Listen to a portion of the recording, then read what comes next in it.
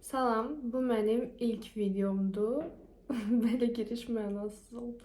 Salam, mən psixoloq Nigar Quliyeva və bu kanalda sizinlə birlikdə əslində söhbət temalı, həyatla bağlı mövzuları danışacağıq. Hal-hazırda bu videonu çəkdiyimə inana bilmirəm. Çünki bu videonu mən aylardır deyirəm ki, mən YouTube kanalı açmaq istəyirəm və orada müəyyən kontentlər çəkmək istəyirəm və bunun uğurlu olacağına da inanıram. Amma ki, məni bir şey saxlayır.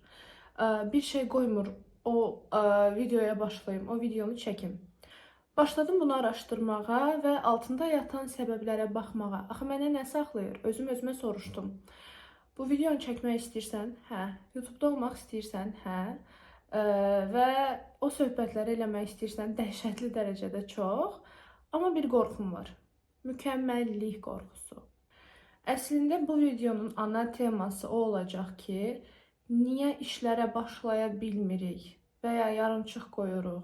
Çünki başında müəyyən qorxu və qayğılarımız var, hansılar ki bizi saxlayır. İndi bu haqda sizinlə danışmaq istəyirəm.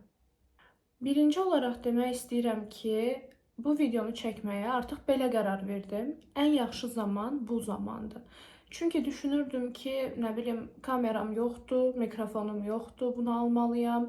Yenə videomu çəkməmək üçün bunları da gecikdirirdim. Daha sonra istədiyim kimi arxa planım, işıqlarım yoxdur. Amma ən böyük başarı əslində olduğun nöqtədən başlamaqdır. Necə olduğunun fərqi yoxdur. Çünki davamlı bunu ertələdikcə sabah eləyəcəm. Bu sual çıxır ortaya. Hansı sabah? Hansı gələcəkdə? Gələcəkdə var olub olmadığını ümumiyyətlə bilirsən? Yox. Net olaraq indi və buradasan. Deməli, etmək istədiyin şeyi indi və buradakı zamanında etməlisən. Ümumiyyətlə, istədiyin şeyi niyə eləyə bilmirsən? Beynimiz, mən bunu seanslarda bu arada tez-tez deyirəm, direnç mövzusu deyə bir şey var. Və beynimiz direnç göstərir. Hansı şeylərə? Bizi dəyişdirən şeylərə. Məsələn, bu videonu çəkmək mənim konfor alanımdan çıxmağımdır və ya sənin istədiyin bir işi görmək, onun üçün müəyyən eforu sərf eləyəcəksən və artıq həyatında bəzi şeylər dəyişəcək, konfor alanından çıxacaqsan. Konfor alanı o qədər də sadə bir şey deyil. Məsələn, mən evdəyəm və ev mənim konfor alanımdır. Çıxdım çölə, artıq konfor alanından çıxdım. Belə bir şey deyil. Konfor alanı bizim öyrəşdiyimiz, vərdişlərimizi təkrarladığımız, düşüncələrimizin davam etdiyi əslində o alandır. Və sən artıq yeni bir vərdiş etmək istədiyində, həyatını istədiyin kimi düzəltməyə çalışanda konfor alanından çıxmış olursan. Və bu nöqtədə nə olur? Beynin sənə yalançı sözlər fısıldanmağa başlayır. Çünki sən artıq konfor alanında deyilsən, bu sənə yaddır. Başlayır demək, yox, bura bizim üçün negativ alandır. Artıq dəyişiklik göstərirsən çünki və bədən hər dəyişikliyə müəyyən reaksiyalar verir. Və bu dəyişikliklər özünü necə göstərir? Bəhanə yaratmağa başlayırsan məsələn. Mənim kimi, filan şeyim yoxdur, sonra eləyərəm. Çünki konfor alanından çıxmaq istəmirsən sadəcə. Məsələ bu qədər sadədir. Mən öz seanslarımda da həmişə deyirəm ki, okey, düşüncələrini dəyişdirmək istəyirsən, həyat tərzini dəyişdirmək istəyirsən, bunlar çox gözəl şeylərdir. Amma ki, konfor alanından çıxmaq istəyirsən, yoxsa yox. Ya da bu dəyişmə özünü hazır hiss edirsən, yoxsa yox. Əgər hazır hiss eləmirsənsə, çünki ilk addım olaraq hazırlaşmalıyıq. Bu arada beynin bizə bu konfor alanından çıxmaq istədiyimizdə fısıldadığı şeylər gerçək şeylər deyil. Ona görə həmişə beyninizə düşüncə gələndə onun nə qədər gerçək olub olmadığını, hansı faktlara bağlı olduğunu araşdırmağınızı tövsiyə edirəm. Qorxular və qayğılar. Yenə bilmədiyimiz o gələcəyə dair qorxular və qayğılara görə əslində bugünkü işimizi eləmirik, başlamırıq, ertələyirik. Sizə belə bir tövsiyə vermək istəyirəm. Bir işi eləyəndə sizə gələn o qorxu, o qayğı, o negativlik əslində sizə fürsət kimi gəlsin. Bu başqa bir pəncərədir çünki. Həmişə müsbət duyğular gəlmir təbii ki, negativ duyğular da gəlir. Amma biz müsbət duyğudan sadəcə müsbətliyi alırıq. Gələn negativ duyğudan isə müəyyən qədər bir şeylər öyrənirik. Ona görə negativ duyğuları xoş qarşılayın, qucaqlayın, qəbul eləyin və sonrasında baxın görün sizə hansı mesajı vermək istəyir. Məsələn, mən bir işə başlayanda o an artıq mənə negativ duyğular gəlirsə, Bilirəm ki, burada bir dəyişim var. Çünki beynim artıq dirənç göstərməyə başlayır və baxıram görüm bu dəyişim mənim hansı tərəfdən yararıma olacaq, mənə nələr qatacaq. O neqativ duyğuları eşəliyirəm əslində bir növ. Ümumiyyətlə qayğının arxasında yatan səbəb qorxudur və qorxu bir çox şey ola bilər. Məsələn, mən başarısız olacağımdan qorxa bilərəm və ya tam tərsi, başarılı olacağımdan qorxa bilərəm. Bu da ayrı bir mövzudur. Daha sonra bu haqqda video çəkməyi düşünürəm.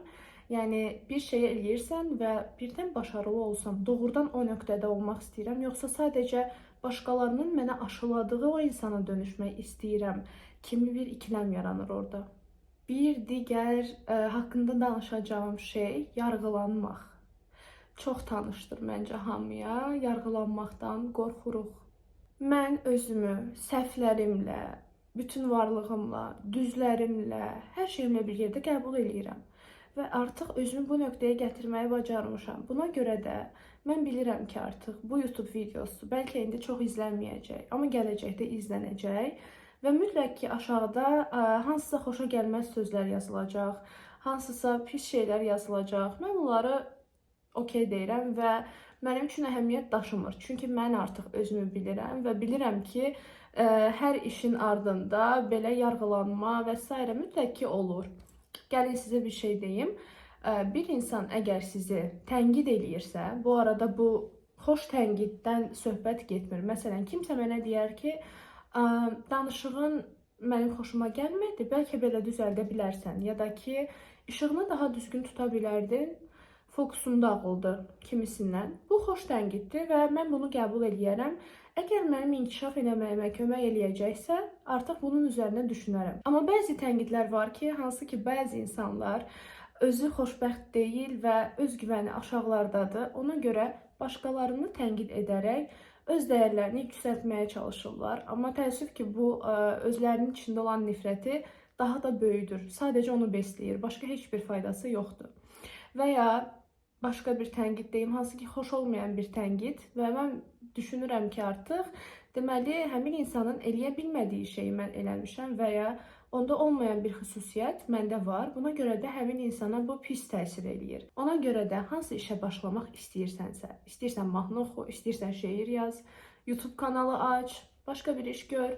İnsanlar həmişə yargılamağa hazırdır və bu dəyişilməz bir gerçəkdir. Biz dəyişə bildiklərimizə baxaq. Biz özümüzü dəyişə bilirik, öz düşüncələrimizi dəyişə bilirik. Amma insanlarınkine əlimiz çatmır. Onların artıq öz problemləridir bu.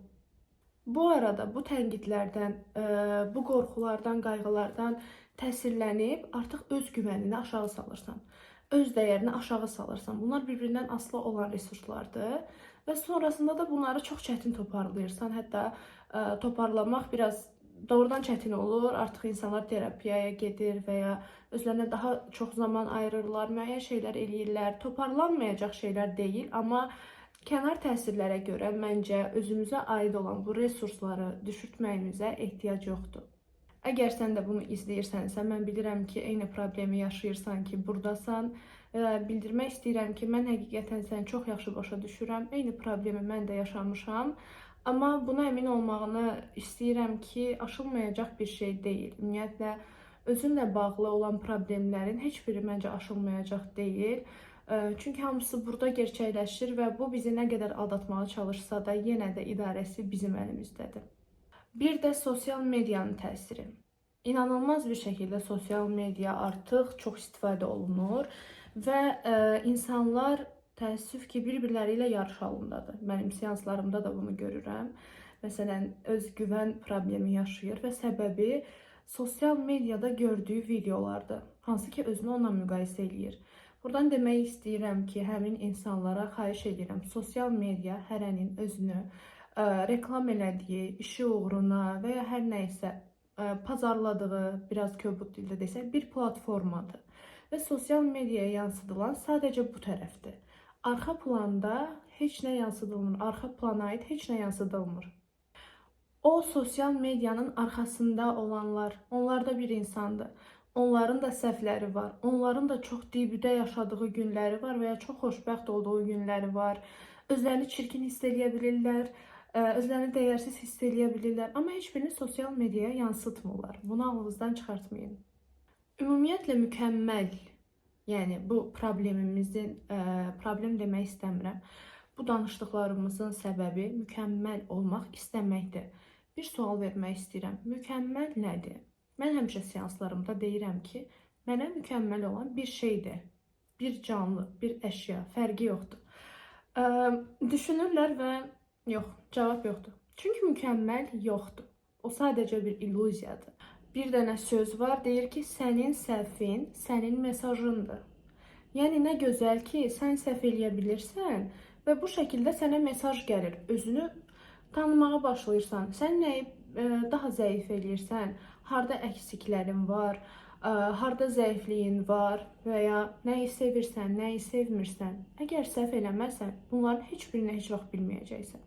Hal-hazırda artıq neçənci videom denəməmdir ki, çəkirəm və bir yerdən sonra çox sıxıldım. Sənə bu dediklərimi özümə dedim ki, başlamaq üçün indidir zaman. İndi başlasan, deməli, əlasan. Ona görə başladım. Video artıq alınsa da, alınmasa da çox yorulmuşdum. Və vecimə almadığım üçün və o yaxşı olmalıdır, mən yaxşı danışmalıyam, hər şey okey olmalıdır hissini bir qırağa qoyduğum üçün məncə daha yaxşı məlumatları ötürə bildim və beynimdəkini yaxşı açıqlaya bildim. Buna görə xoşbəxtəm. Son məsləhətlərimdən biri, hədəfin nə olursa olsun, qeyri-müəyyən olan gələcəkdə onu eləməyi düşünməkdənsə, indi kiçik addımlardan başla. Heç kəs sənə demir ki, get birdən-birə bunu elə. Kiçik addımlardan başlayıb, beyninə mən bunu eləməyə başladım artıq. Çünki mən bunu bacarıram, mən bunu eləyə bilirəm. Siqnalı verəndən sonra artıq düşüncələrini də dəyişəcəksən. Bugünlük bu qədər. Məndən olsa çox danışaram. Sadəcə indi o qədər uzun videolar eləmək istəmirəm. Başlamaq da yaxşıdır bir yerdə və mən bunu öz kiçik addımım olaraq görürəm. Kiçik addımın pisi yaxşısı olmur. Əgər okey, mükəmməllik varsa, bu mənim üçün mükəmməllikdir. Çünki mən bunu bacardım.